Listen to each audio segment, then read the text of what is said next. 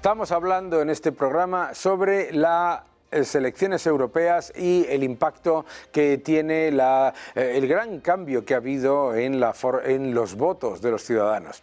Vamos a ver unos cuantos gráficos que nos explican por qué la Unión Europea está en estancamiento. Número uno, aquí vemos, cortesía del Financial Times, cómo nos dicen, oh, los países del sur de Europa lo están haciendo mejor que Alemania. Ojo, que la Unión Europea está repitiendo los mismos errores de la crisis previa al 2011. Es decir, lo que está es dejando que algunos países se presenten como la gran alternativa de crecimiento tirando de deuda. Claro, ¿cómo no lo va a hacer mejor Italia y España que Alemania cuando Italia y España están aumentando la deuda con unos déficits absolutamente ridículos que lo que hacen es inflar el Producto Interior Bruto? Siempre le digo a todos ustedes, y se lo digo a mis alumnos, que ¿qué es mejor? ¿Un país que crece un 0,3% y reduce su deuda un 4%? ¿O un país que crece un 2% y aumenta su deuda pública un 5%? Pues yo lo tengo muy claro, el primero. Claro, entonces no es que los países del sur de Europa lo estén haciendo muy bien, es que los países de Europa están aumentando, los países del sur de Europa están aumentando masivamente sus desequilibrios. Y aquí hay una diferencia. En este gráfico podéis ver que Italia, España, Portugal y Grecia los ponen todos juntos. Oye, que Portugal y Grecia están haciendo sus deberes, que el problema de lo que estoy contando del aumento de deuda y del aumento de déficit viene primero de España y un poco menos de Italia. Vamos al siguiente gráfico que nos dice algo más sobre el estancamiento europeo. Primero, el Banco Central Europeo ha bajado los tipos de interés 25 puntos básicos el mismo día en el que sube las expectativas de inflación para el año 2024 y el año 2025. En este gráfico cortesía de Bloomberg nos explican algo alucinante, que es que el Banco Central Europeo ha bajado tipos en un entorno de inflación no persistente, sino acelerándose. Y esto es peligroso, ¿por qué? Porque el Banco Central Europeo está incumpliendo su mandato, y está incumpliendo su mandato en un entorno en el que se está empobreciendo a los ciudadanos de Europa. Luego se quejan sobre las supuestas, los aumentos de los votos radicales, etcétera, etcétera. Pero si es que esto es la receta del estancamiento. Vuelvo a repetir. La Unión Europea no está en estancamiento, la eurozona no está en estancamiento por casualidad o por la política monetaria. La Unión Europea ya estaba, y la eurozona ya estaba, en estancamiento con tipos nominales negativos. El Banco Central Europeo se equivoca bajando tipos, le está pasando a los ciudadanos más empobrecimiento vía inflación, más empeoramiento de las condiciones generales para los ciudadanos, cada uno de ellos, especialmente a las pequeñas y medianas empresas, y todo para que los estados irresponsables fiscalmente sigan financiándose a un tipo mucho más bajo de lo que indica su solvencia y su capacidad de pago. Vamos al siguiente gráfico que nos explica más sobre el problema de la Unión Europea. Esto es el destrozo de diferencial de productividad con respecto a Estados Unidos de la Unión Europea. Es que es difícil de entender cómo se puede llegar a este nivel de destrucción constante de la productividad, tanto en la parte que tiene que ver con la producción como lo que tiene que ver con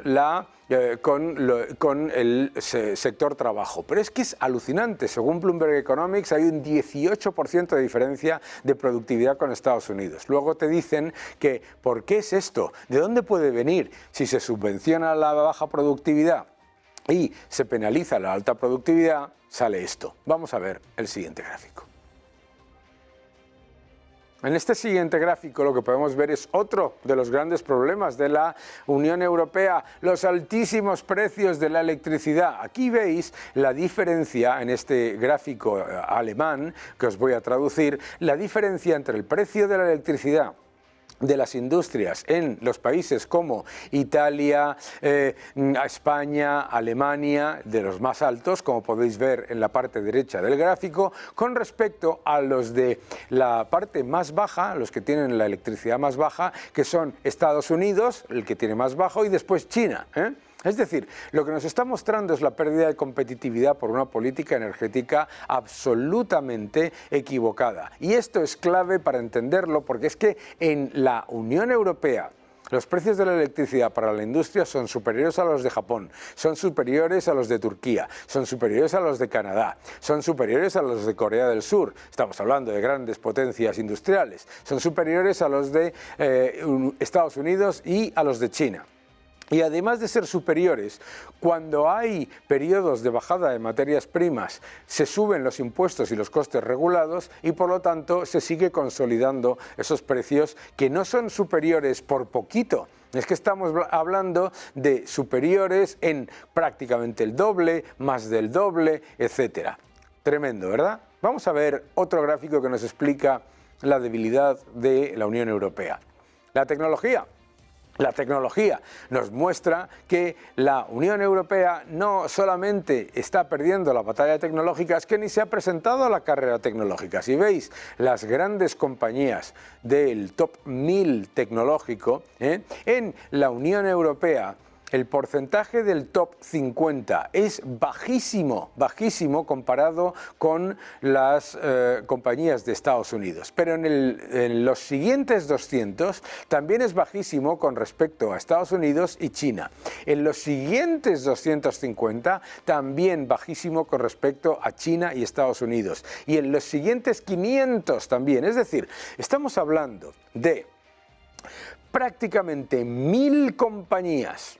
1000 compañías, y las europeas están entre las menos importantes en las grandes, en las 200 más grandes, en las 500 más grandes, queda exactamente igual, es tremendo. Y todo esto es por una política fiscal equivocada y una política regulatoria completamente entorpecedora, no por casualidad. Vamos al siguiente gráfico que nos explica también otras debilidades de la Unión Europea. La agricultura. Esto que veis aquí parece raro, ¿no? Pero es la pérdida de lo que es superficie agrícola disponible para, para ofrecernos nuestros alimentos, etcétera. La pérdida de superficie agrícola en 2010, 2013, 2018. Estamos hablando de una pérdida de superficie agrícola brutal, además que ha estado aumentando año tras año por una regulación que destruye a la agricultura. Y esto es un factor extremadamente preocupante, porque hemos visto cómo en tecnología, en agricultura y en política monetaria, la Unión Europea se está equivocando en muchas cosas y la eurozona tiene graves deficiencias que hay que mejorar, y que hay que mejorar desde la proactividad, no desde decir esto es lo que hay y te tienes que aguantar. Vamos al siguiente gráfico que nos explica también otra gran debilidad. La Unión Europea continúa siendo un líder en cuanto al sector de automoción. Pero la política verde se está equivocando. ¿Y se está equivocando por qué? Aquí tenéis este gráfico cortesía de Bloomberg que muestra cómo China en tecnología y en exportación de vehículos eléctricos va a estar y está muy por encima de los países de la Unión Europea a la hora de ganar cuota de mercado. Es decir, que no solamente hemos puesto en peligro la ganadería, la agricultura y también el sector tecnológico, sino que una regulación equivocada y una política verde equivocada le está dando alas a China, que hace muy bien, por supuesto, porque es muy competitiva y tiene la tecnología, contra las grandes empresas y las buenas industrias automovilísticas que tiene la Unión Europea, dejando a estas industrias hundidas, sobre todo ante la evidencia de que no tenemos ni cobre, ni minería de litio, ni nada de lo que es necesario para de verdad ser líderes en vehículos eléctricos. Todo esto son factores que tenemos que tener en cuenta a la hora de entender por qué las elecciones europeas han sido tan diferenciadas en cuanto al voto, y tenemos que cambiar, ¿cómo? poniendo por delante la competitividad y no la burocracia, poniendo por delante la libertad económica y la inversión y no el gasto público y la deuda, poniendo por delante a los creadores de empleo y a los contribuyentes y no a los subvencionados y a los que destruyen a la industria, eliminando las veleidades de activistas y atrayendo la opinión y el acuerdo con aquellos que saben de energía, que saben de industria y que saben de verdad de crear empleo y de crecimiento. Así es como mejora la Unión Europea, no como lleva haciéndolo en los últimos 10 años.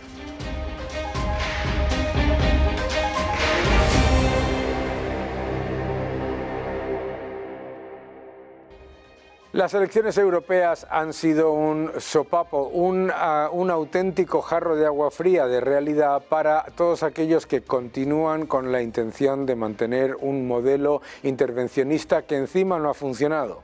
El modelo europeo hay que defenderlo y hay que defenderlo criticando lo que no funciona. Y es evidente que no funciona cuando perdemos la batalla tecnológica, la industrial, la agrícola, la ganadera y encima una fiscalidad confiscatoria y extractiva se une a una política de inmigración equivocada. Todo eso se puede mejorar y es, por lo tanto, esencial que los ciudadanos recuerden a los políticos que es momento de reflexionar, que es momento de ajustar y cambiar las cosas que son equivocadas y de dejar a las empresas respirar para que Europa vuelva a ser crecimiento, libertad y, por supuesto, prosperidad.